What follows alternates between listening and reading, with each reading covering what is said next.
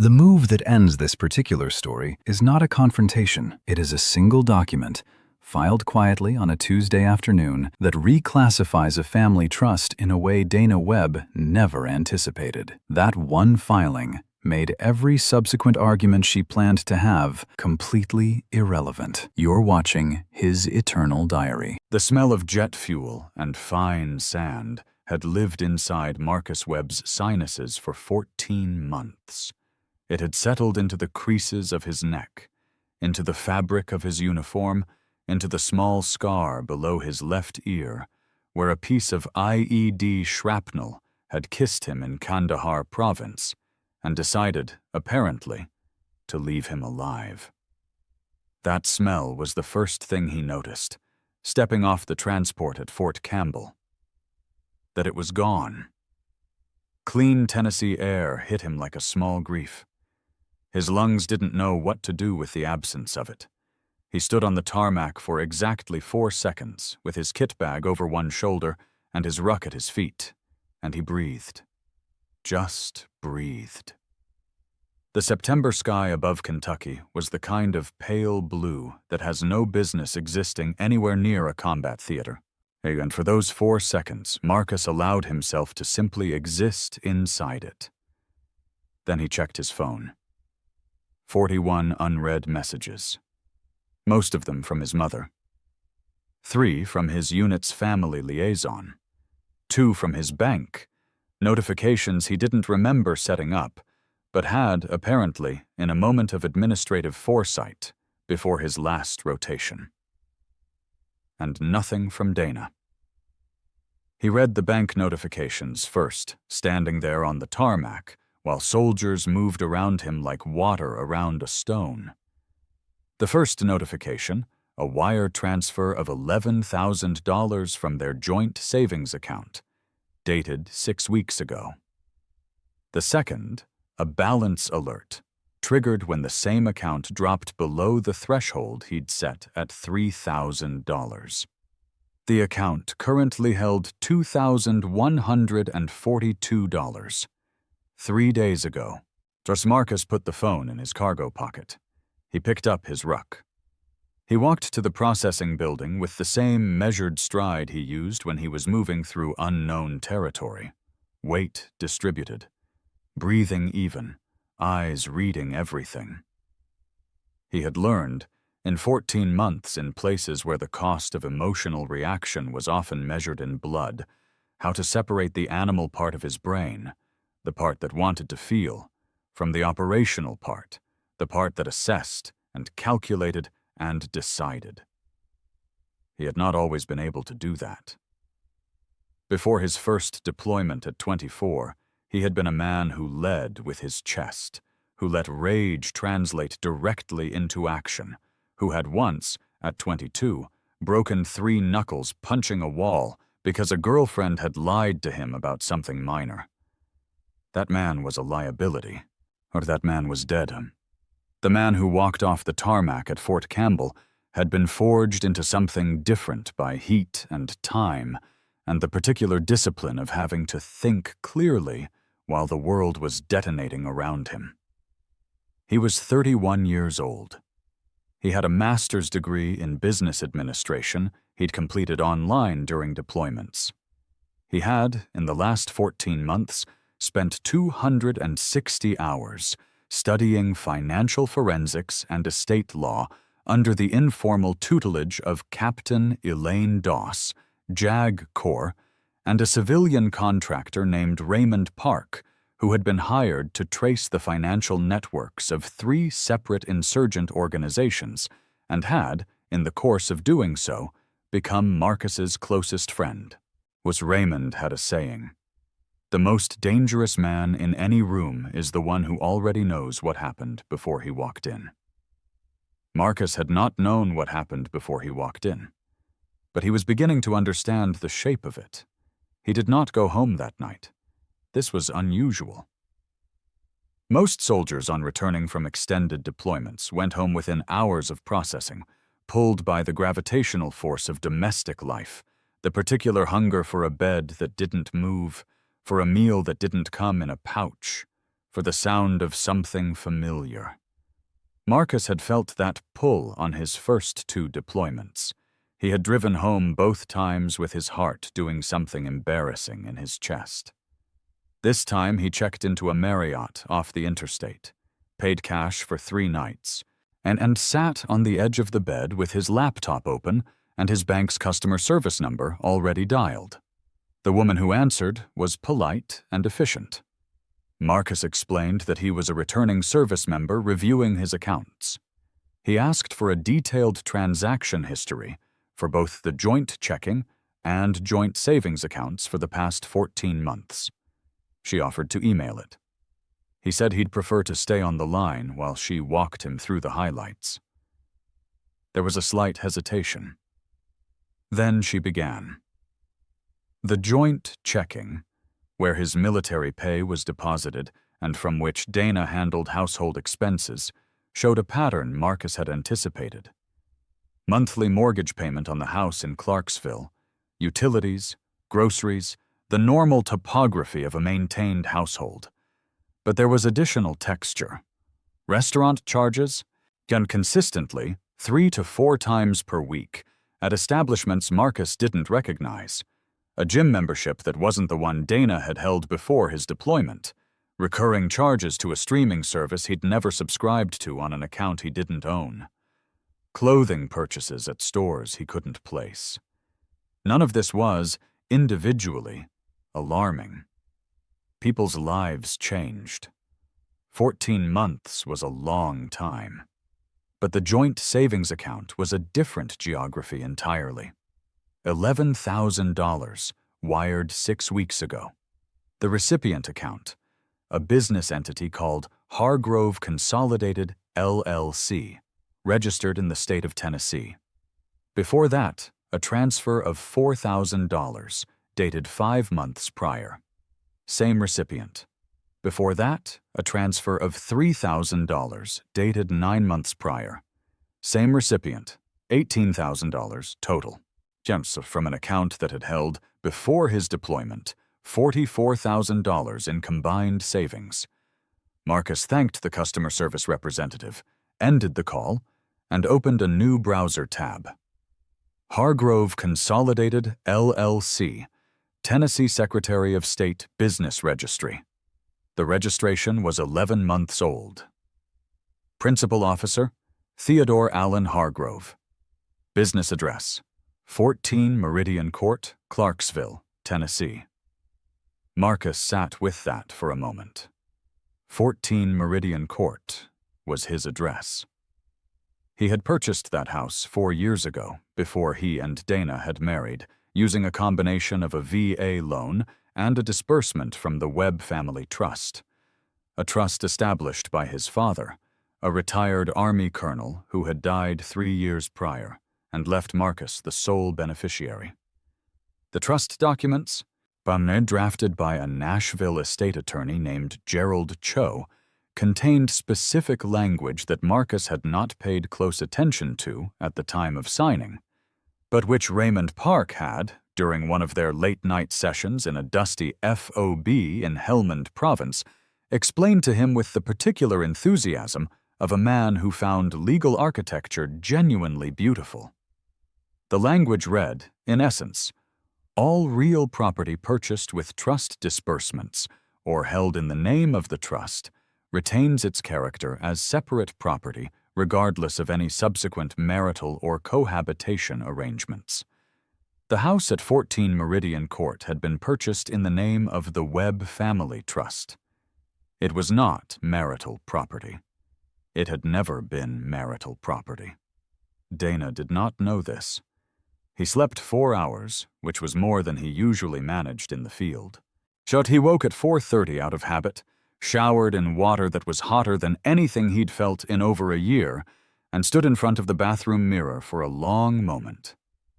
He looked the same. That was always strange to him, the disconnect between interior transformation and exterior continuity.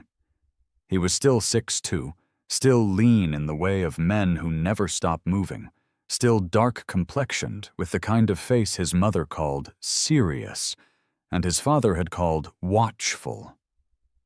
The scar under his ear had faded to a thin silver line. His eyes were the same dark brown they had always been. He looked like Marcus Webb. He did not feel like Marcus Webb. He felt like something that had been Marcus Webb and had been reprocessed into a cleaner, colder version of the same raw material. And he made coffee from the room's drip machine. It tasted like the memory of coffee. And he called Raymond Park. Raymond answered on the second ring, which meant he was either awake or had never gone to sleep. With Raymond, both were equally likely. Webb. Raymond's voice was the same as always, flat, coastal, like someone who had grown up in Los Angeles and then spent 20 years learning to excise all evidence of emotion from his vocal delivery. You're stateside. Since yesterday. You sound like you already found something. $18,000 out of joint savings. The recipient is an LLC registered to a man named Theodore Hargrove. Business address is my home address. A pause. Not a long one. Raymond's pauses were always calibrated. Oh, does your wife have signature authority on the joint savings? She does. So the transfers are legal. Technically. But you're thinking about whether there are other angles. I'm thinking about several things, Marcus said. Okay. Raymond's keyboard began clicking in the background. Give me the LLC registration details. Marcus read them out. Raymond typed. Marcus drank his terrible coffee and looked out the hotel window at the parking lot, which was lit orange by sodium vapor lamps, and contained, at this hour, mostly truckers and a single minivan with a sleeping family visible through the fogged glass. Hargrove Consolidated, LLC, Raymond said. 11 months old. Filed as a general contractor business. No employees listed. No active contracts in the state business database. No website. Revenue, $0. Was according to the last annual filing. Another pause. The address for the registered agent is a law office in Nashville. That's standard for shell operations. Doesn't mean anything yet. But combined with zero revenue and a 14-month lifespan, you're looking at something that exists on paper without existing in practice. A money hole.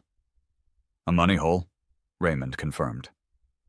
Your wife has been funding a failing, possibly fictitious, business operated by a man who is apparently living in your house. Marcus said nothing. How do you want to play this? Raymond asked. Slowly, Marcus said, and correctly. Raymond made a sound that in another man might have been a laugh. I'll start pulling the public financial records. You should talk to Gerald Cho. I already have an appointment, Marcus said. 9 o'clock. Another pause, slightly longer. You made an appointment with your estate attorney before you went home. Yes. Webb. Raymond's voice contained something that might, in lesser circumstances, have been called admiration. You are a genuinely unsettling human being. Marcus drained the last of the coffee. I'll be in touch. Gerald Cho's office was on the 6th floor of a building in downtown Nashville that smelled of recycled air and carpet cleaning solution.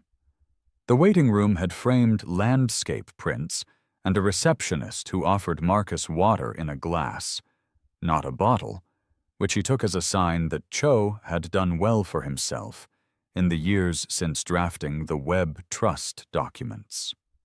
Cho came out to meet him personally.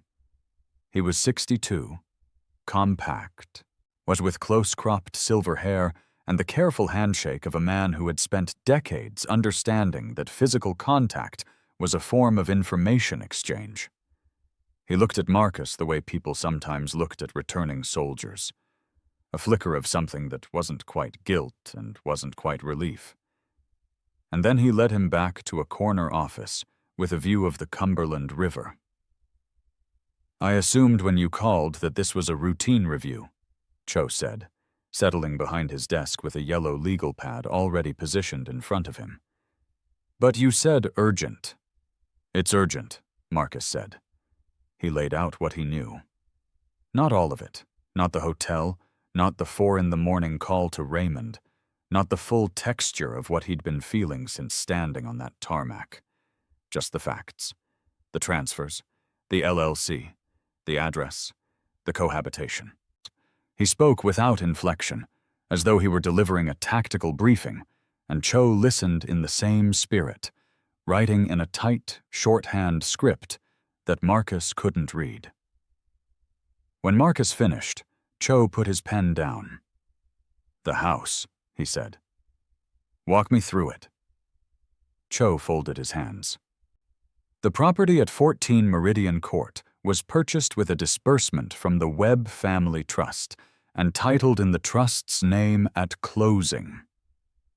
"At the time of your marriage to Dana Reyes, I advised you, and you signed an acknowledgement, that because the property predated the marriage and was held in trust, it retained its character as separate property under Tennessee law. She would have no claim to it in a divorce." "Correct. Nor could she encumber it without your consent." Cho paused. "She has not attempted to do so. And I assume. Not that I've found."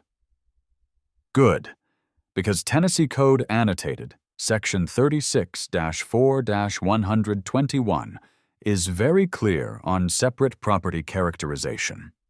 Even if marital funds were used to pay the mortgage during the marriage, those contributions can be argued as occupancy costs rather than improvements, particularly if there's no documentation of intent to commingle the asset." He picked up his pen again. "The more immediate concern is the savings account." "I know. The transfers were made by an authorized signatory. Legally, she had the right to make them." "But," Marcus said. Cho looked at him over the rim of his reading glasses. But if those funds were transferred in anticipation of a divorce, if it can be shown that she was deliberately depleting marital assets knowing the marriage was effectively over, that constitutes dissipation under Tennessee law. It's a factor courts consider in equitable distribution. I need documentation of the nature of her relationship with Hargrove and the timeline of when it began." "That would be helpful, yes. And I need to understand what happens to the LLC." Cho was quiet for a moment. "What do you mean?" "If marital funds were used to capitalize a business entity, that business entity may constitute a marital asset, regardless of whose name it's in." Cho looked at him steadily for a moment. "You've been doing some reading." "I've had time." "You're right," Cho said. If Hargrove Consolidated LLC was funded primarily with marital funds, which it appears it was, and if the operating agreement or any documentation names your wife as a beneficial party, she may have inadvertently created a marital asset that is subject to equitable distribution." He uncapped his pen. "Which means that in a divorce proceeding, you could potentially claim a portion of that LLC's value." "Or its debts," Cho paused. "Or its debts," he agreed. "If the LLC has outstanding liabilities, they could be argued as marital liabilities depending on the circumstances." Marcus thought about that. $18,000 into a shell company with zero revenue and no active contracts. He thought about what Raymond would find when he pulled the deeper financial records. He thought about Theodore Hargrove living in his house, sleeping in. He stopped that thought and filed it away. Later. Not now. "I want to know my position before I walk through that door," Marcus said. "That's wise." "I'm not going to walk in angry. I'm going to walk in already done." Cho studied him for a moment with the particular attention of a man who had spent 40 years watching people in the worst circumstances of their lives and had learned to read the difference between grief and strategy. What he saw in Marcus Webb's face appeared to resolve something for him. I'll have a comprehensive memo on the trust documents and the property characterization to you by end of day, he said. I'll also begin research on the dissipation argument. You'll want to retain a financial forensics specialist. I have one. Cho nodded and wrote something on his pad. One more thing, he said. The military allotment. Marcus went still. Your military pay allotment, the portion deposited to the joint account monthly. That's been ongoing throughout the deployment? Yes. If you can document that the allotment payments continued without interruption while marital assets were being depleted through transfers to a third party's business venture, that strengthens the dissipation argument considerably. He paused. It also raises questions about whether she misrepresented the marital situation to the Military Benefits Administration, a separate matter, but one worth noting. Marcus thought about Dana at some point in the past 11 months, filling out or not filling out some form, saying or not saying something to some official. He would need to pull the allotment records. He already knew that he would. Yet he drove to Clarksville with the windows down. The Tennessee landscape in September had a specific quality he had carried in his memory through 14 months of dust and rock. The way the hills go slightly golden at the edges before the real color change begins. The way the light at 2 in the afternoon has a warmth that isn't quite summer and isn't yet fall. He had thought about this drive many times in the field. He had imagined it differently. He had imagined Dana on the phone as he turned off the interstate. He had imagined walking through the door to something that smelled like her cooking and felt like a world that still held his shape. He turned his phone over on the passenger seat. Dana had still not called or texted. 41 hours since he'd processed back to stateside.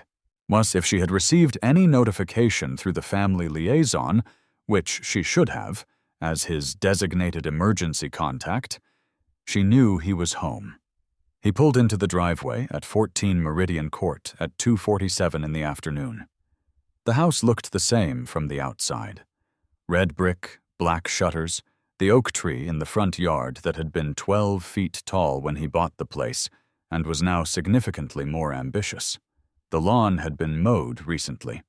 There was a truck in the driveway, a black F250 newish, with a contractor's logo on the door panel that read Hargrove Consolidated in a clean sans serif font.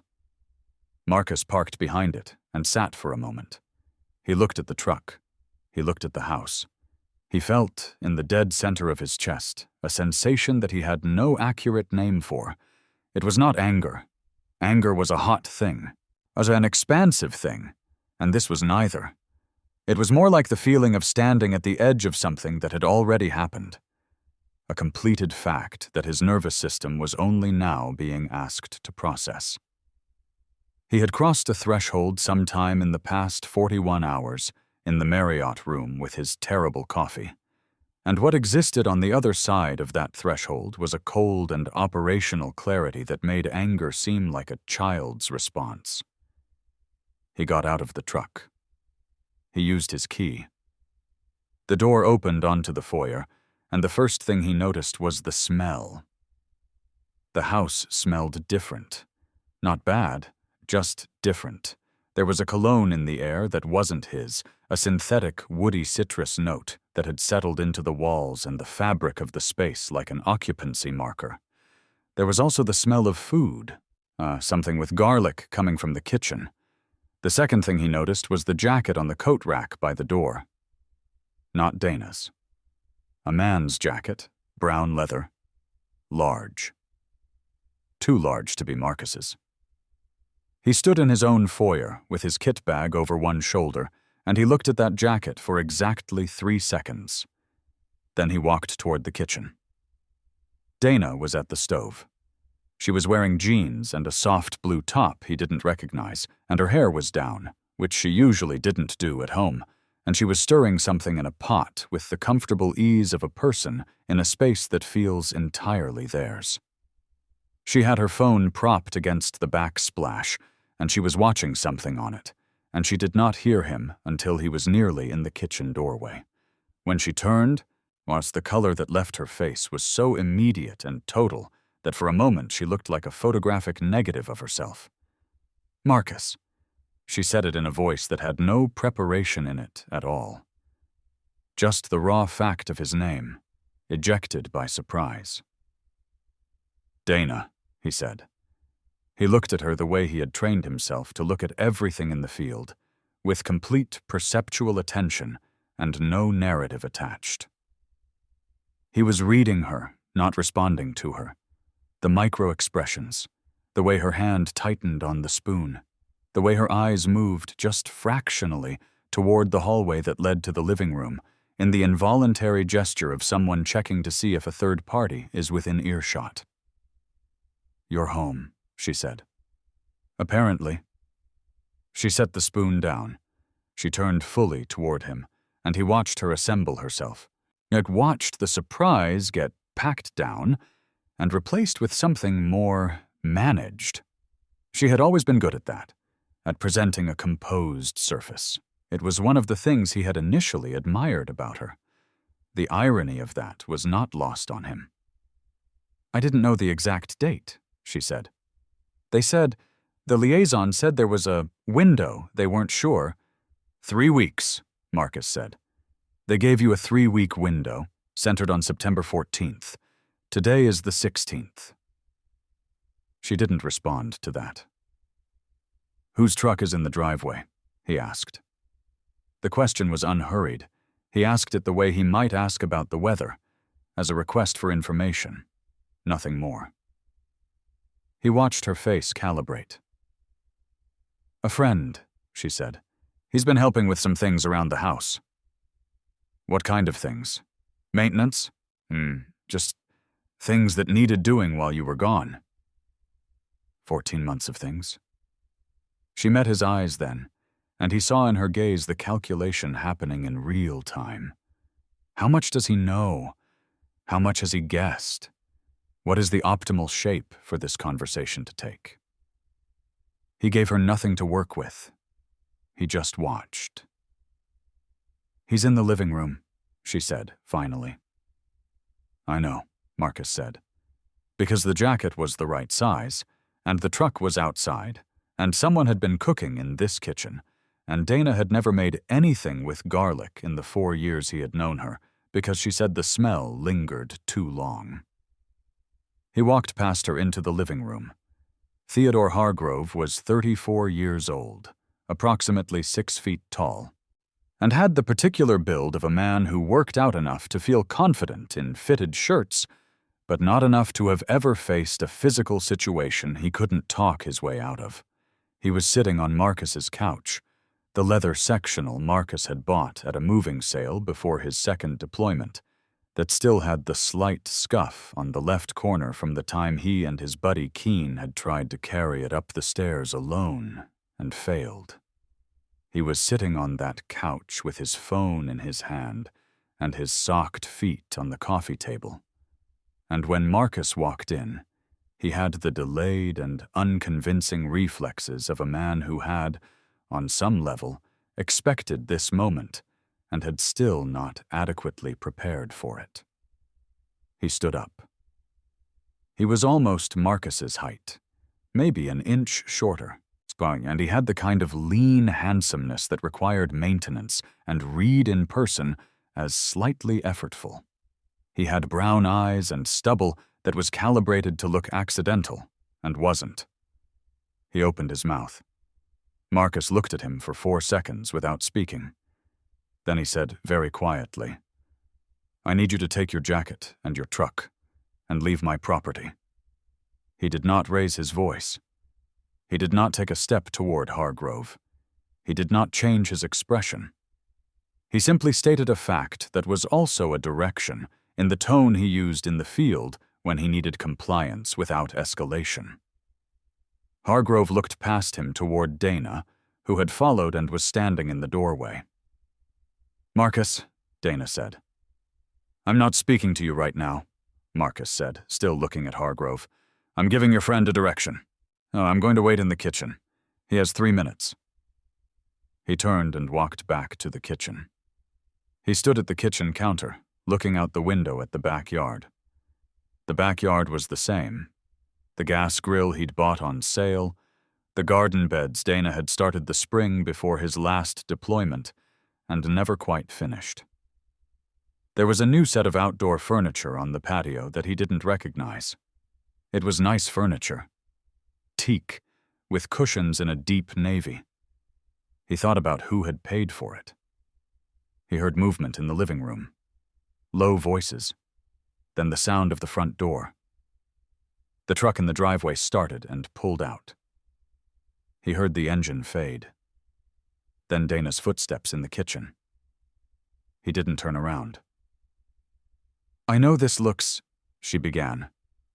"Don't," he said. He heard her stop. "How long?" he asked. He asked it at the window, as at his own yard, at the teak furniture he had not purchased. She was quiet for a long time. Long enough that he turned to look at her. She looked the way people looked after they'd been caught. Not the immediate shock of discovery, but the particular deflation that followed, when the energy spent on the maintenance of a lie was suddenly no longer required. She looked tired. She looked younger than he remembered, and older at the same time. 7 months, she said. He nodded. He turned back to the window. "Marcus, I don't need an explanation," he said. "I need to understand some things about the money." A different kind of silence, then. "What money?" she said. "The joint savings account. The transfers to Hargrove Consolidated LLC." He heard the quality of the silence change. He needed help getting the business started, and he was going to pay it back. "He registered the LLC at this address," Marcus said. "This address. My address. His registered agent is a Nashville law firm. He has no revenue, no active contracts, and no evident means to repay $18,000. Silence. "I didn't know he was going to register it here. That was just a stop." The word came out the same way all the words were coming out. Quiet. Precise. Without heat. "I'm not interested in the justifications. I'm interested in the facts." He turned to face her. "You transferred $18,000 of our joint savings to a man's business without my knowledge or consent, while I was deployed in a combat theater. You allowed that man to move into this house. You made this house his business address without my consent."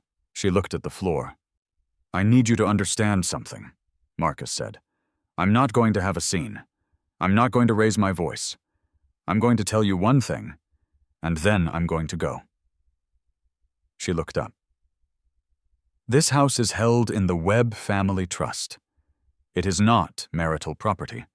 It was not marital property the day we married. It is not marital property today. Whatever you understood about our situation, that fact has not changed, and nothing you've done in the past 14 months changes it." He held her gaze. "I'll be staying elsewhere tonight. I'll be in touch through counsel." He picked up his kit bag from the hallway where he'd set it down, and he walked out of his own house. He drove back to the Marriott and sat in the parking lot for a while. He was not feeling nothing. He wanted to be clear about that, and even in the privacy of his own interior landscape. There was a sensation. Deep in the center of his chest, beneath the operational calm, behind the coldness he had learned to cultivate, that was the wreckage of something that had been real once. He had loved Donna Reyes. He had loved her with the particular intensity of a man who did not love easily or often, who had carried her face through 2 prior deployments like a talisman, who had built a specific imaginary future in his mind that included her in every room. That future was gone now. He understood that with the same clinical clarity with which he would understand a structural failure, not lamenting the collapse, simply updating the map. But the man who had loved her, was still in there somewhere, behind the glass, watching. He made a note to check on that later, when there was time. He called Raymond. "What did you find?" Raymond's keyboard had been going the whole time. Hargrove Consolidated LLC is officially a residential construction and renovation company, but the business bank account, which I found through the Tennessee Business Filings registered agent records, shows no income.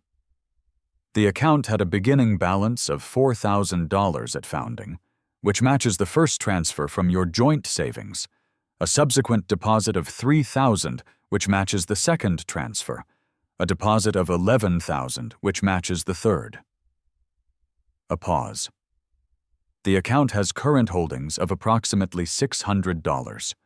The rest is gone. Disbursements characterized as operating expenses, most of them in amounts below $5,000, which is a structuring pattern worth noting. "He's been paying himself," Marcus said. "Looks like small amounts, consistent intervals, structured to avoid the $10,000 reporting threshold. It's not sophisticated, but it's deliberate. Somebody, maybe a low-rent financial advisor, maybe someone who watched a YouTube video about asset structuring, told him to keep the withdrawals under 5 figures. What about documentation naming Dana as a beneficial party? Nothing in the public filings. But if there's a private operating agreement, which all LLCs should have but not all file publicly, and if it names her in any capacity, that changes things significantly." A click of the keyboard. "I'd want to subpoena the LLC's bank records in any proceeding. The disbursement pattern would be useful. What about the money itself? Is there any argument for recovery? Depends on how you approach it. If you pursue the dissipation argument, she depleted marital assets in anticipation of divorce, the court can account for the $18,000 in the equitable distribution calculation. Basically, she'd be treated as having already received $18,000 of the marital estate. If there are other assets to divide, you'd get a larger share to offset it." A pause. "The other angle is whether the LLC itself constitutes a marital asset. If it was funded primarily with marital money, which it was, then you have an argument that some portion of whatever the LLC is worth, or whatever it owes, is subject to distribution." Raymond paused. "Webb, I want to be straight with you. Even with all of this, those divorce proceedings in Tennessee are equitable distribution, not punitive. The goal is a fair outcome, not a crushing one. What you can realistically expect is to come out of this with the house, which was never at risk, and with an equitable adjustment for the marital funds that were dissipated." "That's enough," Marcus said. Raymond was quiet for a moment. "You're sure?" Marcus looked at the orange-lit parking lot. "I didn't come back here to hurt anyone, Ray. I came back here to make sure that whatever happened next, I had already thought of it first." He paused. "I came back here to be done." A pause from Raymond's end. "I'll have a full financial summary to you by morning. Send it to Cho?" "Yes. And Webb?" Raymond stopped, started again. "For what it's worth." "Don't," Marcus said. "Right." The keyboard clicked once more. "I'll be in touch." He stayed at the Marriott for 4 more days. During those 4 days, he conducted his affairs with the systematic precision of a man deconstructing a complex structure that must be brought down in a controlled manner. No sudden collapses, no cascading failures, no civilian casualties. He did not approach any of it with hate. Hate was a fuel that burned fast and dirty and left residue. He approached it the way he approached the breach of a fortified position, with sufficient preparation, correct sequencing, and the understanding that the first move was rarely the decisive one. On the first day, he visited the Joint Legal Assistance Office at Fort Campbell and spoke with a JAG officer, about his rights as a service member with respect to the Service Members Civil Relief Act. But the SCRA provided certain protections regarding financial obligations, lease agreements, and legal proceedings, none of which directly applied to his situation, since he was now stateside. But the conversation provided useful context about how military financial records were maintained and how they could be subpoenaed in civil proceedings. He also pulled his complete allotment records for the past 14 months and had them certified. On the second day, Gerald Cho sent him a 23-page memo covering the trust property characterization, the dissipation argument, and a detailed analysis of the Hargrove LLC's status as a potential marital asset. The memo's conclusion was measured and careful, as all good legal memos are, but its underlying message was clear. Marcus Webb's position was strong. His wife had, as in the process of pursuing her own interests, inadvertently strengthened his. On the third day, Raymond Park sent him the financial summary. It contained a full transaction-level analysis of both the joint checking and savings accounts, a breakdown of the LLC's bank activity drawn from public filings and registered agent records, and a 3-page section that Raymond titled, without any visible irony, Timeline of Cohabitation. This section cross-referenced the account activity with a review of Dana's public social media, which Marcus had not looked at during his deployment, a discipline he had exercised deliberately, and established a reasonably precise timeline of when Theodore Hargrove had become a fixture in Dana's life, and then in Marcus's house. The timeline began 9 months ago, 2 months after Marcus's deployment began, or 1 month after the first transfer to Hargrove Consolidated LLC. Marcus read it once, filed it, and did not read it again. On the 4th day, he filed for divorce. He filed on grounds of adultery, which in Tennessee remains a relevant factor in equitable distribution proceedings. Gerald Cho had counseled him that this approach, combined with the dissipation argument and the trust property documentation, created the clearest possible statement of his legal position. The adultery ground was not about moral weight. It was documentation. It was the factual record entered into the court system of what had happened. Nothing more and nothing less. Dana was served at 14 Meridian Court at approximately 2 in the afternoon by a process server Marcus had retained through Cho's office. Cho sent him a text when the service was confirmed. Done. Shut. Marcus was sitting in a coffee shop near the courthouse when the text came through. He was drinking a black coffee, real coffee this time, not the hotel machine variety, and reading a report on Tennessee real estate market conditions that had no direct relevance to his situation, but which he found calming, in the way that reading structured information had always calmed him. The data was orderly. The data had no complicated feelings about what had happened. He read the text.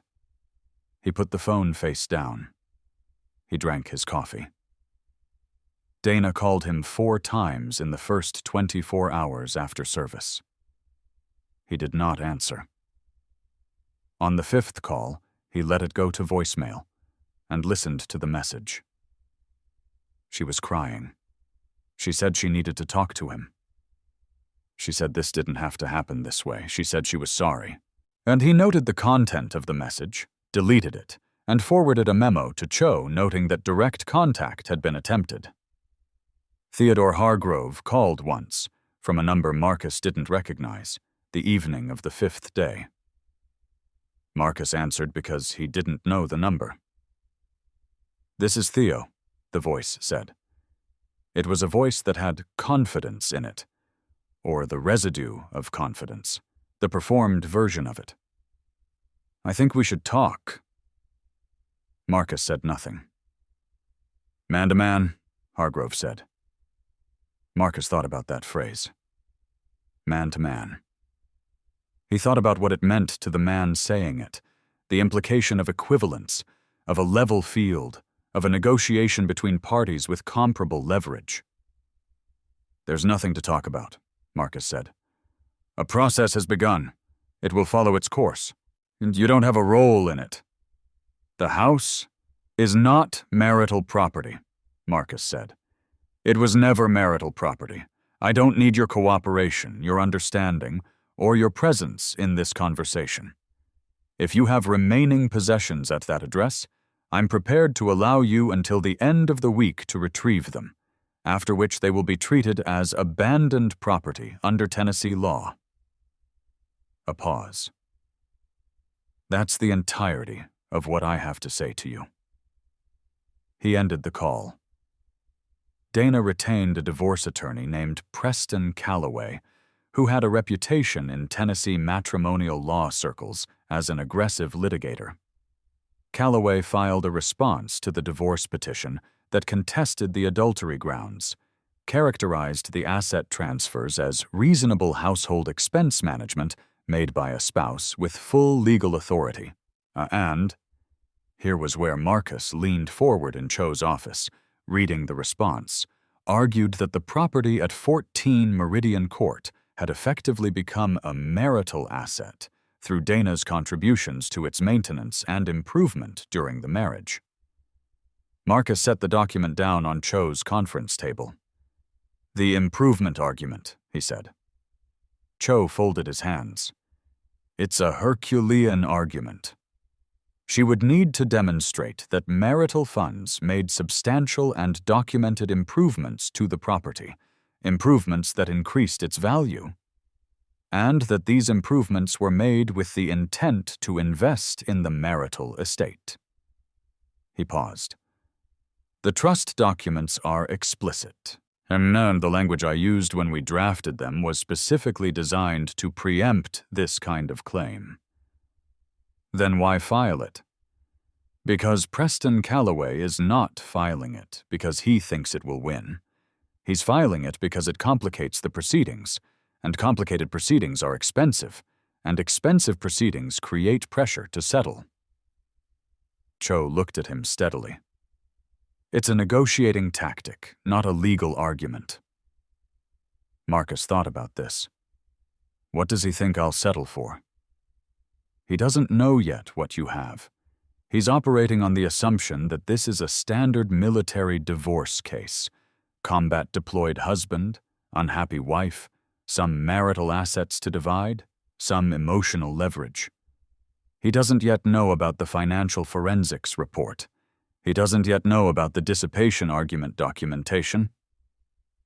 Cho paused. He doesn't yet know that you filed on adultery grounds with a complete evidentiary package."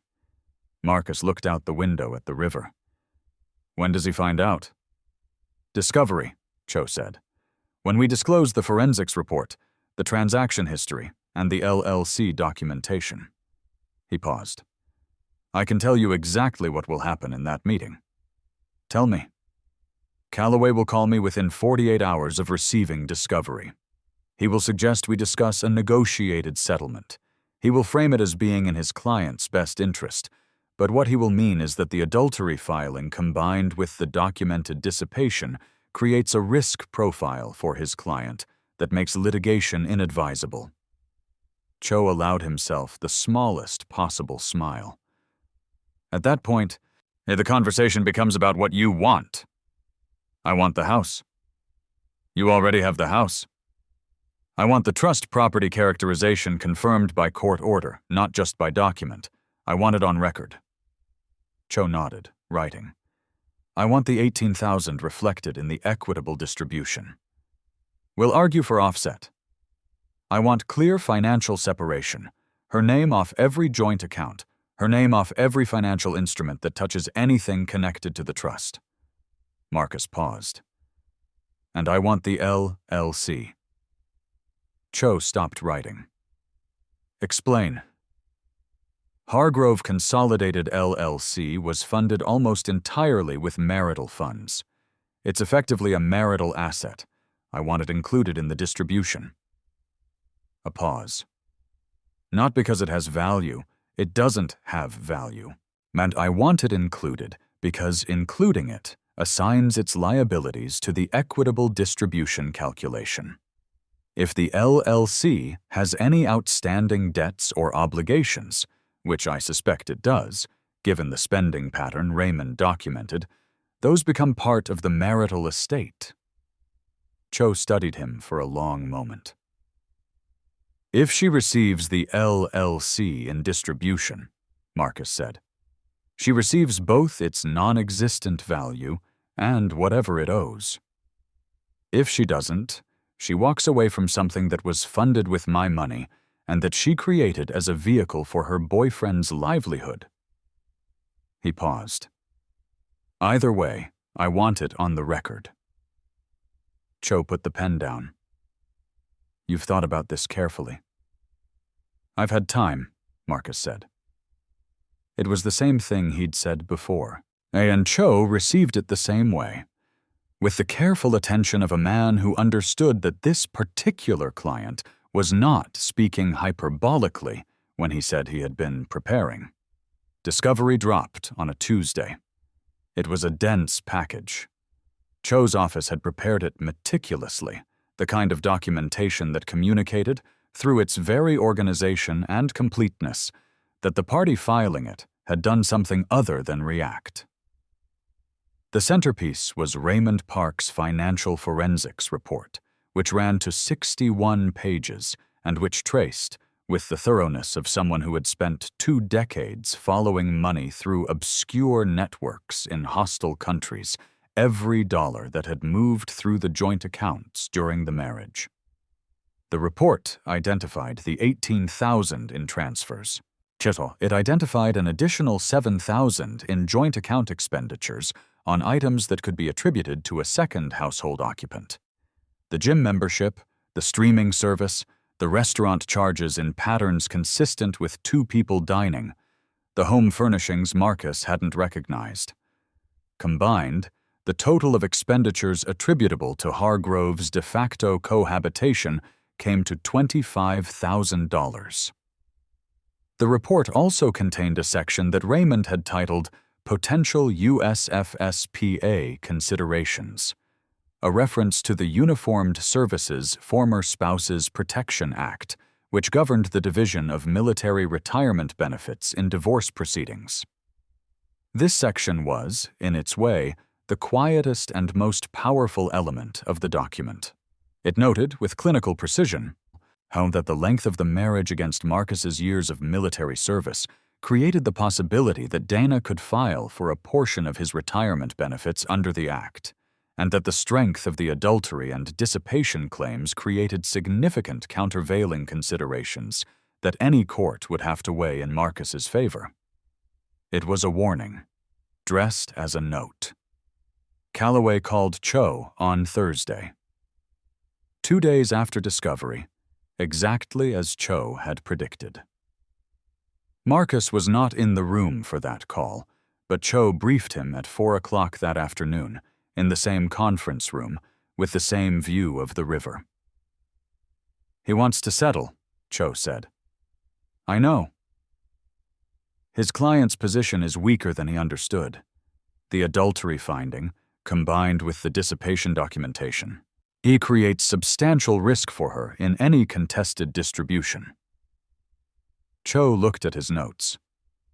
He proposed a settlement framework in which she receives a cash payment from the joint assets, waives any claim to the trust property, and releases all military benefits claims. What cash payment? He proposed $12,000, based on the remaining balance in the joint accounts. Marcus said nothing. I told him we'd consider a counter, Cho said. My recommendation is that you agree to waive the cash payment in exchange for a full and final resolution. She gets nothing from the trust, nothing from the military retirement, and the LLC is transferred to you. Why would she take that? Because the alternative is a contested proceeding in which the adultery filing becomes public record, the financial forensics report becomes public record, And Preston Calloway spends the next 8 months billing her for a case she has a meaningful chance of losing. Cho paused. She doesn't have the resources for a prolonged fight. I reviewed her financial disclosures. Between the depleted savings account and whatever Hargrove has cost her beyond what we've already documented, she's not in a strong position. Marcus thought about this. What happens to the LLC after transfer? It becomes yours. You can dissolve it. Cho paused. Which I would recommend. The liability exposure. How much does it owe? Cho looked at his notes. Raymond identified 2 outstanding invoices from a building materials supplier, about $4,000 total, and a lease on a storage unit, month to month. There may be additional liabilities we haven't found, and it's a shell with a spending history and no revenue. The sensible move is to take it, document its current state, dissolve it with the liabilities on record, and let any creditors make claims against the dissolved entity. Which leaves Hargrove with nothing. Cho considered this carefully. He contributed nothing of documented value to the entity. If it's dissolved, any personal liability depends on the structure of the operating agreement and whether there's evidence of commingling, which, given that the registered address was your home, there may well be. Marcus nodded slowly. I want one more thing in the settlement, he said. Cho waited. A non-disparagement clause. Both directions. She doesn't talk about me. I don't talk about her. A permanent. Standard. And I want a full release of any and all claims she might bring in the future relating to the marriage, the military service, the trust property, or the LLC. Also standard. Cho paused. Anything else? Marcus looked at the river. It was late afternoon, and the light was doing something particular to the water, making it look less like water and more like hammered metal. He had a thought, sudden and unwanted, of the first time he'd driven Dana over the bridge into downtown Nashville, a year before they married, and how she had looked at the river from the car window with a kind of quiet delight that he had at the time taken as a sign of something. He let the thought pass. No, he said. That's all. The settlement was signed 22 days later. The terms, Dana Webb, née Reyes, had received $12,000, the approximate balance of the joint accounts after the disbursements to the LLC, which Cho had agreed to in the final negotiation as a gesture of good faith that also served to remove any potential future argument that the settlement had been coercive. She waived all claims to the trust property. She waived all claims to military benefits. She agreed to a full and final release. She received nothing from the LLC, which was transferred by quitclaim to Marcus as sole officer. She signed in Calloway's Nashville office on a Wednesday afternoon. Marcus was not present. He was, at that moment, sitting in Gerald Cho's office, reading the transfer documents and verifying each provision against the checklist he had maintained since the night he'd sat in the Marriott with his terrible coffee and his bank notifications. Cho passed him the executed copy. Marcus read it cover to cover, as he always did. Then he signed where indicated. Cho extended his hand across the desk. Marcus shook it. What happens now? Cho asked. It was, Marcus understood, a professional question. The practical next steps, the filing, the court finalization. Now I dissolve the LLC, Marcus said, and then I find out what else needs doing. He stood. He picked up the executed settlement agreement and put it in his kit bag, the same kit bag he had carried off the transport at Fort Campbell 17 days after returning from 14 months in Helmand Province. The bag smelled faintly of jet fuel and sand. He walked out through Cho's waiting room, past the landscape prints and the receptionist who offered water in a glass, and out into the afternoon, where the Tennessee light was doing its specific September thing, golden at the edges, neither summer nor fall, and which now, without the weight of what he had been carrying, looked different to him. Not better. Just different. He had a list in his phone. He opened it in the elevator, scrolling to the next item. The list had 17 more items on it. He found an apartment in Nashville, 3 weeks after the signing. It was on the 14th floor of a building in the Gulch neighborhood, a district that had been light industrial when Marcus was a kid, and had, in the intervening years, had been converted into the kind of mixed-use urban environment that real estate developers called vibrant, and that Marcus called, more neutrally, functional. The apartment was 2 bedrooms, one for sleeping, one for working, with floor-to-ceiling windows that looked west toward the Cumberland River and, on clear evenings, toward the particular stripe of sky that preceded Tennessee sunsets. He furnished it sparsely. A bed, a desk, a reading chair, a kitchen table that seated 2, but was usually used by 1. He did not put anything on the walls for the first month. The walls were white. He found the white walls useful. They didn't require anything of him. He reported to his unit at Fort Campbell. He was not scheduled for another rotation for 8 months, which was both a relief and a minor problem. He functioned better with structure. And the structure of civilian life, even post-deployment, required construction rather than inheritance. He began filling the structure himself. He ran 6 miles in the morning, in the dark, along the river trail that ran behind the apartment complex. He started the reading he had been accumulating notes on during the deployment. Raymond had recommended a suite of texts on financial forensics and forensic accounting methodology that Marcus had been meaning to get to, and he got to them now, working through them in the evenings with the methodical attention he applied to everything. He contacted Raymond Park twice a week. Raymond was in Los Angeles now, working a contract that he described as tedious but financially coherent, which Marcus understood to mean that the money was good and the work was not dangerous. Sasvine. They talked in the evenings, long, rambling conversations that covered the books Marcus was reading and the operational mechanics of financial fraud detection, and occasionally, and by implication, the aftermath of what had happened. Raymond did not ask him how he was feeling. This was one of the things Marcus valued most about Raymond. What Raymond did ask, 6 weeks after the settlement signing, was, "What are you doing with the LLC?" "I filed dissolution paperwork last week," Marcus said. "Tennessee requires a 30-day notice to creditors. The building materials supplier has been notified. They'll file a claim against the dissolved entity." "Hargrove knows?" "Hargrove's name was on the original filing as principal officer. He was notified of the dissolution as required." Marcus paused. "Because the dissolution removes the registered address. This address no longer exists as a business location in any state filing.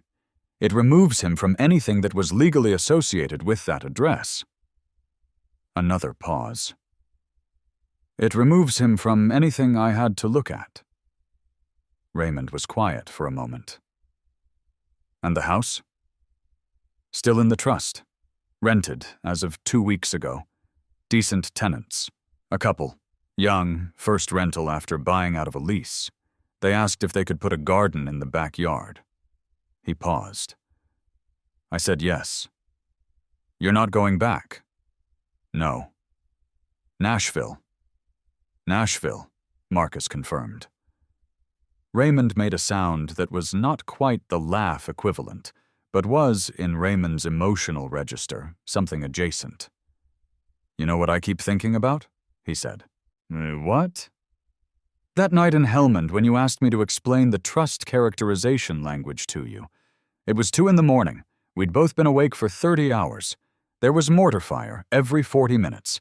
And you pulled out the trust documents and said—" Raymond paused.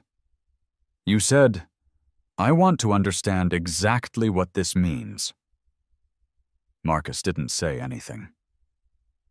"I thought it was a strange time to be interested in estate law," Raymond said. "It turned out to be the right time," Marcus said. Another pause. "You knew?" "I didn't know," Marcus said. "I felt something." He thought about how to say it accurately. "You develop a sense, after enough deployments, for when something at home is wrong. It's not specific. It's not a premonition. It's a shift in the texture of the communication. Things are slightly off, slightly too managed, slightly too cheerful or not cheerful enough. The calls getting shorter, the messages becoming more administrative." A pause. "I didn't know what it was. I just thought I should understand my position." Raymond was quiet for a long time. 260 hours, he said finally. "Approximately. Of studying financial forensics and estate law. Because you had a feeling." "Because I wanted to be ready," Marcus said, "for whatever I came home to." He received a letter from Hargrove Consolidated, LLC's building materials supplier 4 weeks after the dissolution filing. It was, as expected, a creditor's claim against the dissolved entity, $4,080, submitted in accordance with the 30-day notice requirement. As the dissolution officer of record, as Marcus acknowledged receipt and filed the standard response. The dissolved entity had insufficient assets to satisfy the claim. The claim would be discharged in the dissolution. He did this without drama. It was paperwork. It was the administrative conclusion of something that had tried to become larger than it was. He also received, in the same week, a certified letter from Dana's attorney, not Calloway, a different one, which turned out to be entirely unrelated to the divorce. It was a notification regarding a minor tax matter from the previous year's joint return, a discrepancy that had triggered a query from the IRS. He forwarded it to Cho, who resolved it in 2 exchanges. He did not hear from Dana directly. He did not hear from Hargrove. The silence felt less like avoidance and more like the natural settling of something that had concluded. He had not wanted a scene, and he had not gotten one. He had not wanted to be dramatic, and he had not been dramatic. He had wanted to come home from a deployment to his life, and what he had found instead was the end of a version of his life, and he had handled that end with the tools available to him. And now it was over. He was not entirely sure what came next. He thought about this in the mornings, on the river trail, watching the Nashville skyline develop its early light. He was 31 years old. He had a house he was renting to other people because he could not yet determine what to do with it. He had an apartment with white walls and 2 bedrooms. He had 8 months before his next rotation. He had a list on his phone with items yet unaddressed. He thought about what he wanted. The question felt larger than it should have, and he recognized that as a function of the past months, the compression of everything into strategy and execution had temporarily evacuated the space where desire usually lived. He was operationally extremely competent. He was, at present, living with the reduced interior life of a man who had converted most of his available energy into precise action and had not yet reinvested in anything more expansive. He thought about his MBA, which he had completed but not leveraged. He thought about Raymond's world, the financial forensics, the institutional analysis, the work of following money through complex systems. He thought about the 61-page report that had, in a very real sense, changed the course of his life, and about the particular satisfaction he had felt reading it, not because of what it documented, but because of the architecture of it, the way it made visible something that had been deliberately obscured. He thought about Gerald Cho's face when he had explained the LLC strategy in the conference room, that particular stillness that said he had not expected this client to think 3 moves ahead. He opened his phone and looked at the list. Item 14. MBA to CPA Bridge Program Inquiry. Item 15. Contact Raymond to Private Sector Transition Options. Item 16. Review trust documents for rental property optimization. He pulled up the program website for Vanderbilt's Professional Accounting and Financial Forensics Certificate, which he had bookmarked 6 weeks ago. He'd been looking at it with the distanced attention of a man who is not yet ready to decide, but wants the information close. He read it again. Enrollment was open. The next cohort started in January. He filled out the inquiry form. Then he continued his run.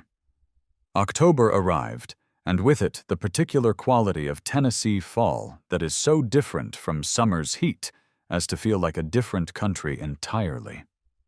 The air suddenly possessed of an edge, the leaves beginning their slow revelation of hidden color. The morning runs requiring a layer now, a thing he had missed in Hellman's perpetual variations on dry and hotter dry. He had a routine. He had not had a routine since before the deployment, since before everything, and the routine felt like water after a long thirst. Not dramatic, not a relief, just necessary and right. Morning run. Coffee at a shop on the corner of 11th and Division that did not call itself artisanal and had no exposed brick, just 3 tables and an espresso machine and a man named Curtis who made change with the efficiency of someone who had been making change for 30 years and was comfortable with that. Reading until 9. Fort Campbell reports and administrative duties until noon. Afternoons variable. He signed up for a continuing education course in financial forensics at Belmont University on Tuesday and Thursday evenings. The instructor was a woman named Dr. Patricia Osei, who had spent 12 years at the FBI's Financial Crimes Unit before taking an academic position, and who had the particular pedagogical gift of making complex money movement concepts feel like architecture, clear, purposeful, elegant when understood correctly. Marcus found himself, for the first time in years, sitting in a classroom and genuinely engaged by what was being presented to him. He called Raymond after the 3rd class. "I'm taking a financial forensics course." "Of course you are." Raymond's tone suggested this was entirely expected. "How is it?" The instructor spent 12 years in financial crimes. She traces institutional fraud patterns using transaction clustering analysis. It's similar to what you do with network analysis, but applied to corporate account structures rather than individual movement. "I know the methodology." A pause. "What's your end game here, Webb?" Marcus considered the question. "When I was reading your 61-page report," he said, "I kept thinking about all the people who don't have a Raymond Park." Silence. Was people who are being financially manipulated? In a divorce, in a business arrangement, in an employment situation, and who don't have access to someone who can make the money visible, who can show them where it went and why. He paused. "There's a service gap there." Raymond was quiet for a long time, longer than his usual pauses. "You're thinking about consulting," Raymond said. "I'm thinking about a lot of things." "In the military divorce space specifically?" "Possibly. Service members are a financially underserved population in terms of forensic services. The SCRA provides some protections, but there's no equivalent of what you did for me, no accessible forensic analysis service that helps service members understand their financial exposure when a marriage ends." Marcus paused. "There are attorneys. There are JAG resources. Genmars, there's no one who sits down with a soldier and opens the accounts and says, here is exactly what has been done with your money. Here is the evidence. Here is what it means. Raymond clicked his keyboard once. You'd need the CPA certification for credibility in court contexts. Working on it. And you'd need a business structure, some kind of LLC or professional corporation. I have some experience with LLCs, Marcus said dryly. Raymond made the sound again, the almost laugh. Then more seriously, Webb, this is a real idea. I know. I mean a real, viable, substantive idea.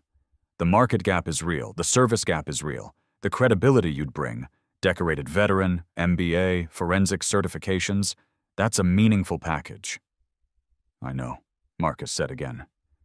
I'm not doing it yet. I have 8 months before rotation. And I'm using them correctly. He paused. But I'm doing it eventually. When you're ready, Raymond said.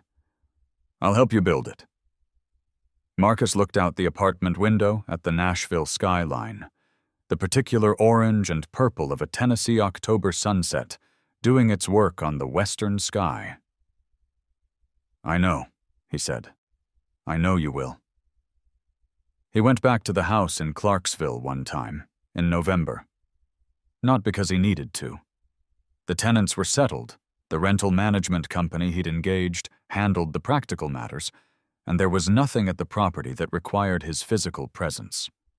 He went because there was something unfinished in him about the act of leaving. The way he had walked out that September afternoon with his kit bag and his operational calm, and had driven away without looking back, which had been the correct thing to do, and which had also left something slightly unclosed.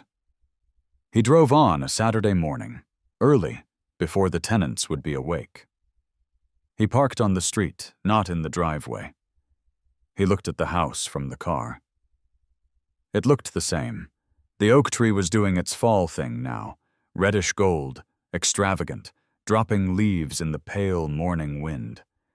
The black F250 was not in the driveway.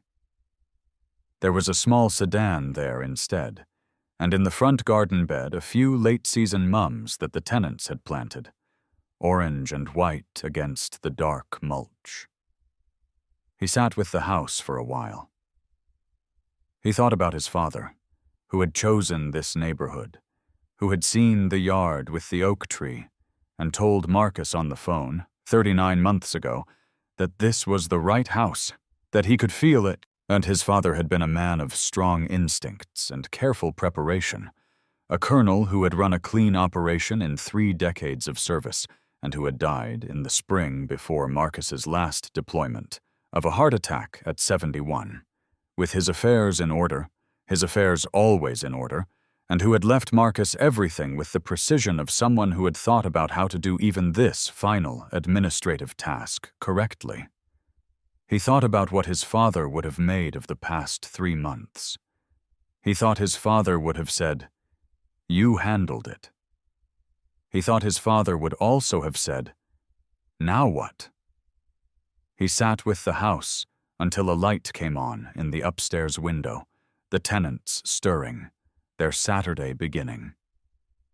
Then he started the car and drove back toward Nashville. On the interstate, his phone buzzed, and he glanced at it at the next rest stop. A text from a number he didn't recognize. Tennessee area code. "I heard you filed a business dissolution. I just wanted you to know the supply debt is yours now, too." He read it twice. Then he forwarded it to Cho with a single line. "Please advise re-validity of any claim against me personally for dissolved LLC debts." Cho replied within the hour, as he always did on Saturdays, which Marcus had come to understand was not unusual for him. The reply was brief. "No personal liability attaches to you as dissolution officer absent evidence of personal guarantee or fraud in the dissolution process. This message appears to be an attempt at intimidation. You are under no obligation to respond." Marcus deleted the text. But he drove the rest of the way home in the particular peace of a man who has been warned about something that cannot touch him.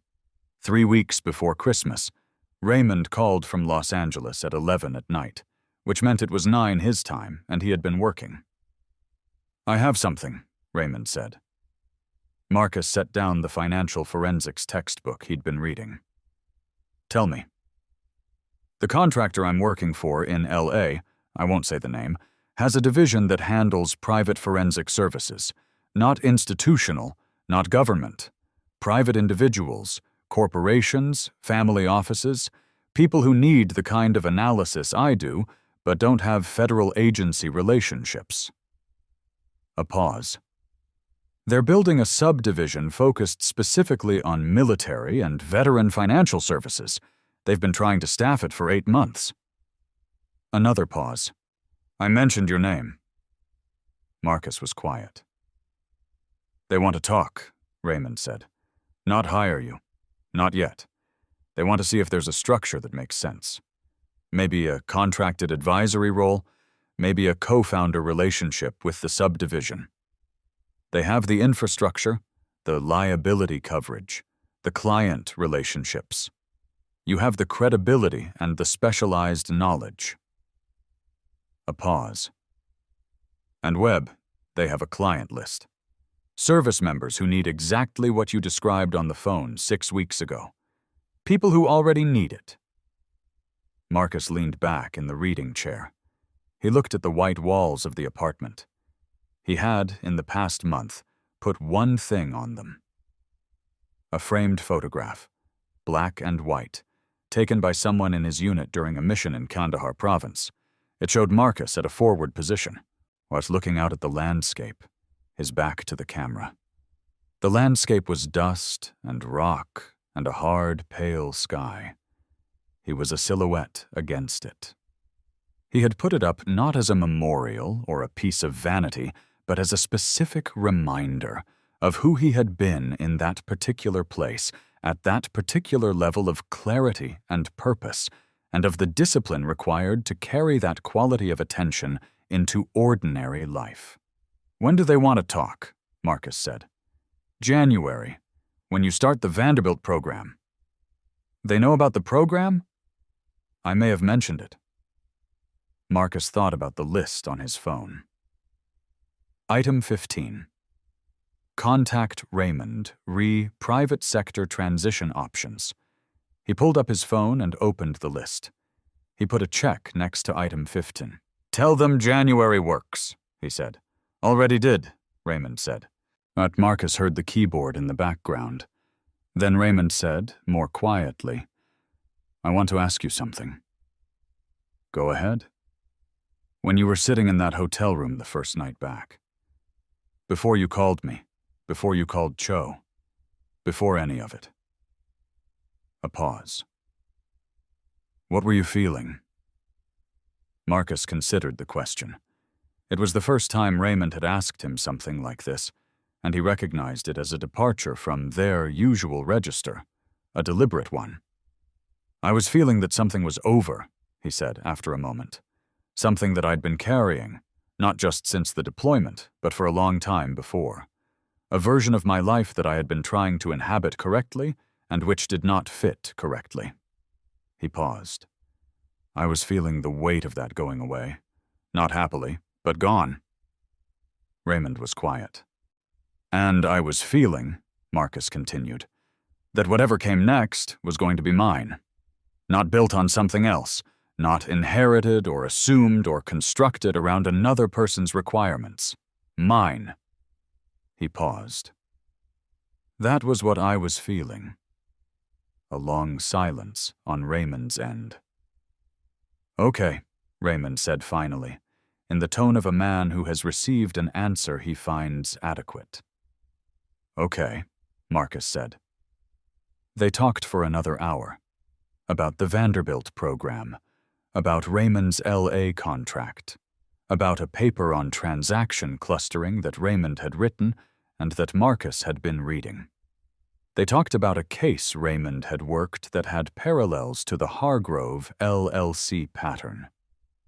They talked, eventually, about nothing in particular, which was its own kind of talking, and which Marcus had not had access to. Real nothing in particular conversation for a long time. After they hung up, Marcus sat in the reading chair for a while, looking at the photograph on the white wall. The silhouette in the photograph was looking at a landscape he had come back from. He had come back to nothing that he'd expected, and he had converted that nothing into something clean and functional and forward-facing, and the man doing the converting was the same man who had been in that photograph, but was also, in all the ways that mattered, someone new. He got up. He put on a jacket.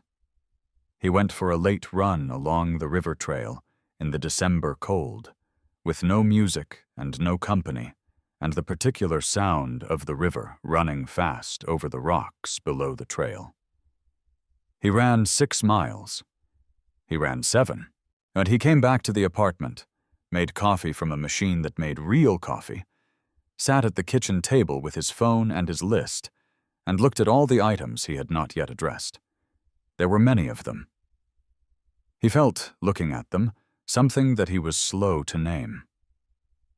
Purpose. That was the word. He opened item 16. Review trust documents for rental property optimization.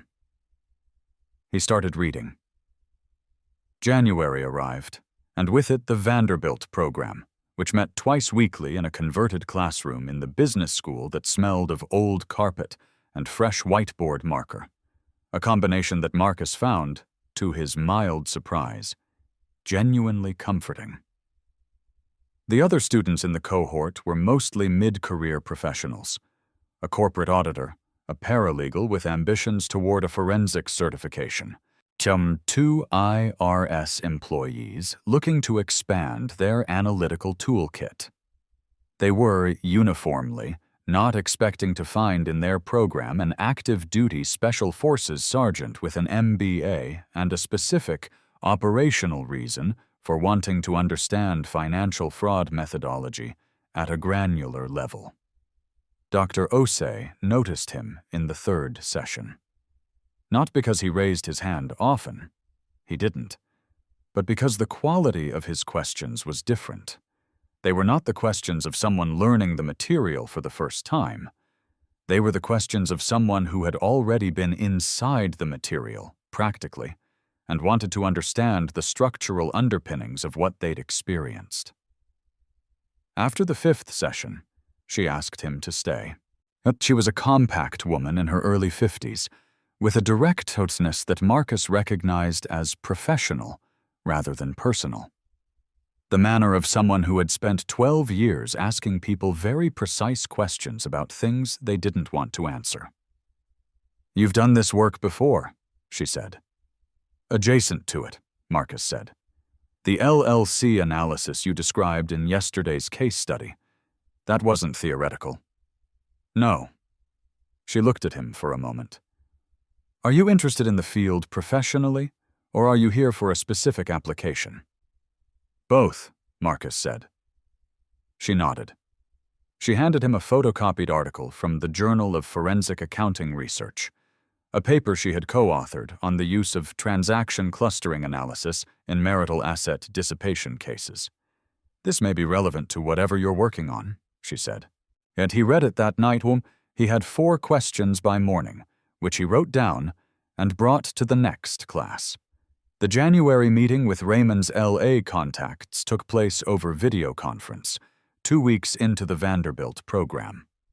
There were 3 people on the call. A managing partner of the private forensics firm named David Song, a woman named Andrea Reyes, no relation, which Marcus noted with a clinical neutrality, who ran the firm's client development operations, and a veteran-focused financial attorney named Kirk Dawson, who had been brought in specifically because of Marcus's profile.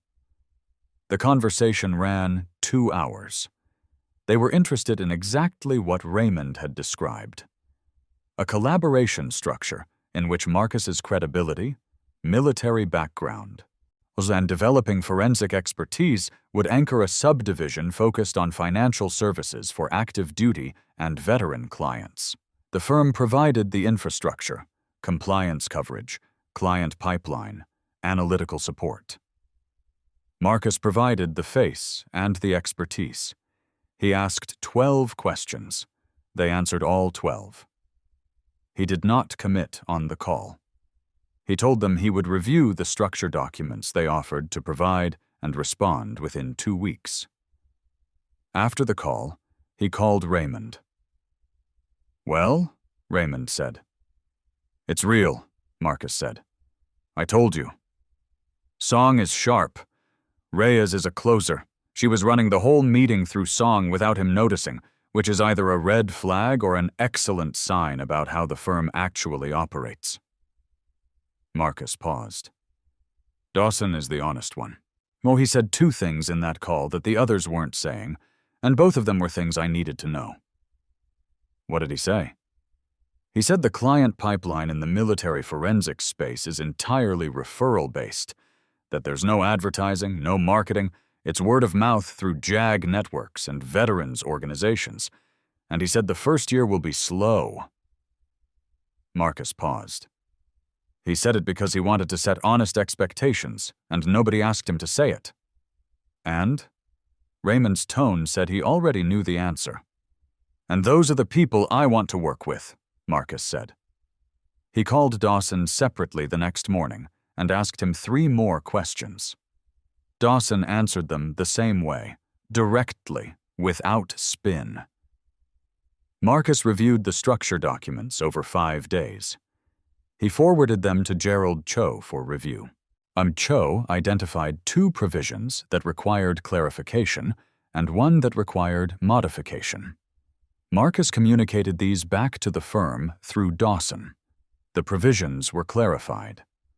The modification was made. He signed the collaboration agreement on a Tuesday afternoon in Cho's Nashville office. And afterward, Cho said, in a tone Marcus had not heard from him before, "Your father would have found this extremely satisfying." Marcus thought about his father. The colonel, who had run a clean operation, who had kept his affairs in order, who had left everything arranged and labeled and accounted for. "He would have had notes," Marcus said. Cho laughed, a real laugh, which Marcus had also not heard from him before. "Yes," he said, "he absolutely would have had notes." 6 months after returning from Helmand Province, Gentlemen, Marcus Webb began his first client engagement with Song Reyes and Dawson Financial Forensics, Specialized Veterans Division.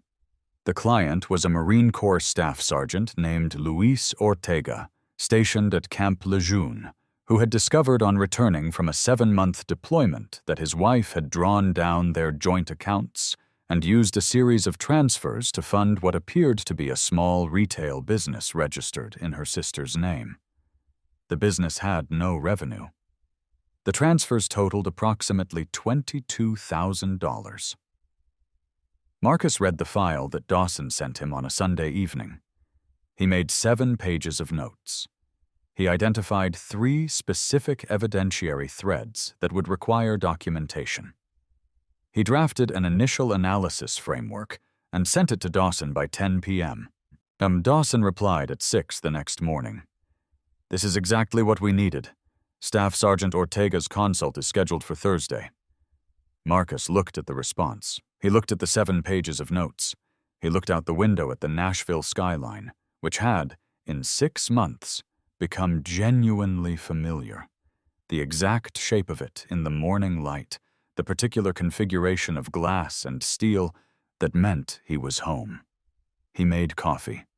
He thought about Ortega, who was on the other side of a discovery that Marcus knew the shape of, the exact interior geography of standing on a tarmac and pulling out your phone, and understanding, through the coded language of bank notifications, that the world you'd been carrying in your head for 7 months no longer corresponded to the world that existed. What he thought about what he was going to be able to give Ortega that Ortega did not currently have. The documentation, the analysis, the precise language for what had happened. The knowledge, before walking through the door, of what he was walking into. He thought about Raymond's saying, "The most dangerous man in any room is the one who already knows what happened before he walked in." He was going to make sure Ortega walked in knowing. He opened the file again. He picked up his pen. He got to work. Dawson called him on a Friday, 2 months into the collaboration, with a referral from a JAG officer at Fort Bragg, a female Army captain who had been the one doing the financial forensics on behalf of a client, was only to discover that the opposing counsel was attempting to conceal a business interest in the client's spouse's name that bore a remarkable structural resemblance to the Hargrove LLC pattern. She had heard, through the JAG network, about Marcus's work on a similar structure in Tennessee. She wanted to consult. Marcus took the call that afternoon, sitting at his desk in the apartment with the white walls and the one photograph. The captain was sharp and precise and slightly frustrated, the frustration of someone who could see the fraud clearly but needed better documentation tools to make it visible in a proceeding. He spent 40 minutes on the call. He walked her through the transaction clustering methodology. He described the public records threads to pull. He referenced Dr. Osei's paper and 2 others. He told her what to look for in the operating agreement.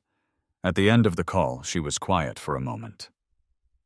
"How do you know all this?" she asked. Marcus looked at the photograph on the wall. The silhouette, the hard, pale sky, the landscape of dust and rock. "I had time to prepare," he said. He heard her writing something. "I'm going to refer 2 more cases your way," she said. "If that's all right."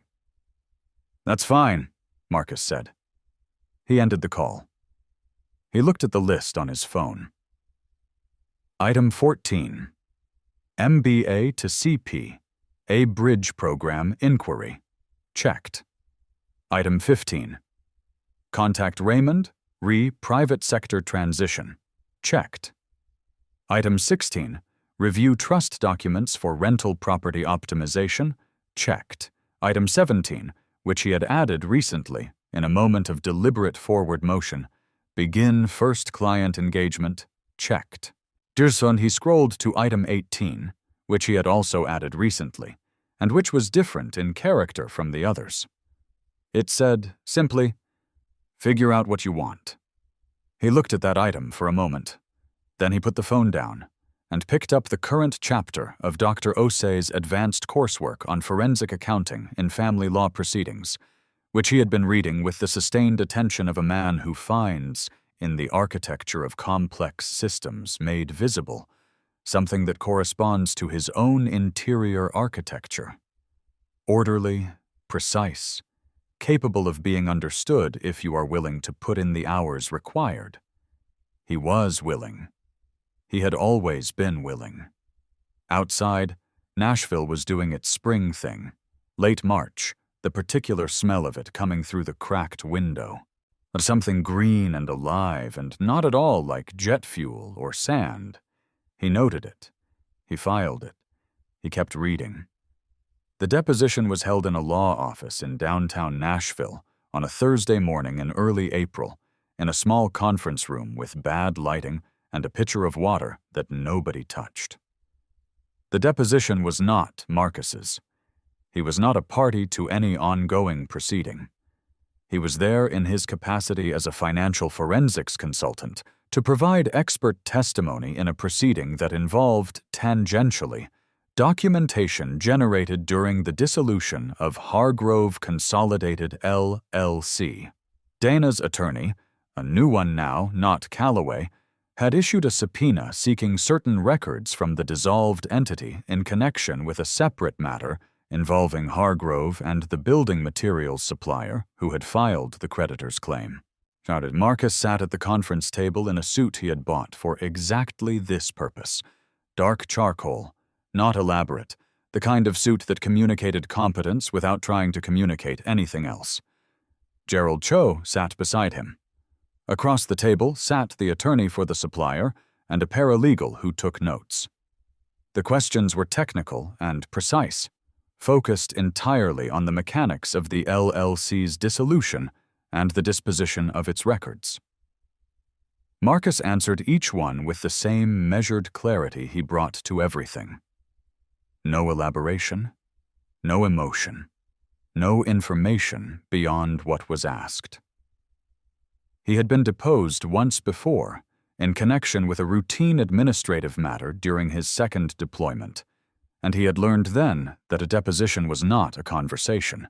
It was a documentation exercise, and the optimal participant in a documentation exercise provided clean, accurate, verifiable facts and nothing else.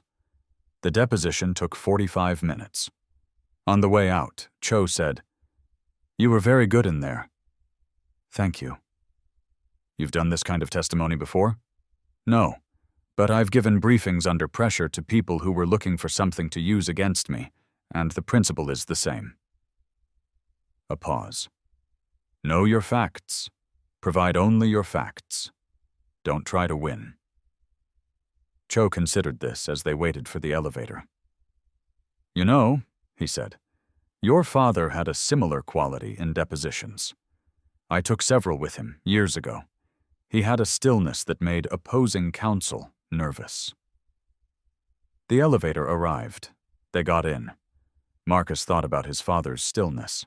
But he had grown up watching it from the outside and not quite understanding it, had sometimes, as a child, resented it, felt it as a form of unavailability. It was only later, in the field, that he'd understood it for what it was. Not absence, but discipline. Not coldness, but control. He had inherited it. He had not known, until now, how exactly he would use it. "I'll be in touch about the Ortega proceeding," he said to Cho when they reached the lobby. "I'll have the draft testimony outlined by next week," Cho said. They shook hands. Cho went to his car. Marcus stood in the lobby for a moment, looking at the street through the glass doors. It was a spring day, warm and clear, the kind of day Nashville had in abundance in April, the kind of day that required nothing particular of you except the small decision of where to go next. But he had a client call at 2. He had the Vanderbilt program Tuesday evening. He had, tonight, nothing planned, which was an expanse of time he was slowly learning to inhabit without filling it immediately with purpose. He pushed through the glass doors. He went for a walk.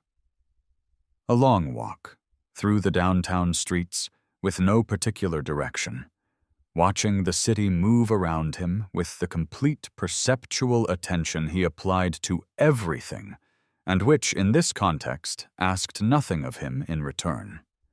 He walked for an hour. He bought a coffee from a cart on Church Street. Cheap paper cup, the kind of coffee that costs $2 and tastes like what coffee would taste like if you explained the concept to someone who had never had it, and they did their best. And he drank it standing at the corner, was watching the traffic lights cycle through their patient, indifferent sequence. He was 31 years old, recently divorced, newly collaborative in a forensics firm that was building something real, living in an apartment with white walls and one photograph, and running every morning along the river in the particular quality of Tennessee light that he had carried in his memory through 14 months of dust and rock, and had come home to find still there, unchanged, waiting for him like a piece of the world that had kept its promise. He finished the coffee. He threw the cup. He took out his phone and opened the list. Item 18. Figure out what you want. He looked at it for a long moment. Then he typed, below it, a new item, item 19. And he put the phone back in his pocket and walked on. But he didn't look at it again until that evening, when he was back at the apartment, at the kitchen table, with the window open and the Nashville spring coming through, and a real coffee in his hand, and the forensic accounting coursework open in front of him, and he pulled out the phone and read what he'd written to himself on the street corner. Item 19. Start building something that lasts. He looked at it. Then he opened a new document on his laptop and typed, at the top of the blank page, the name he had been thinking about for 3 months and had not yet committed to paper. He stared at the name. He typed, under it, a single line. Services for service members who don't have a Raymond Park. He looked at that line for a long time. Then he picked up his phone and called Raymond Park. Raymond answered on the first ring. I have a name," Marcus said.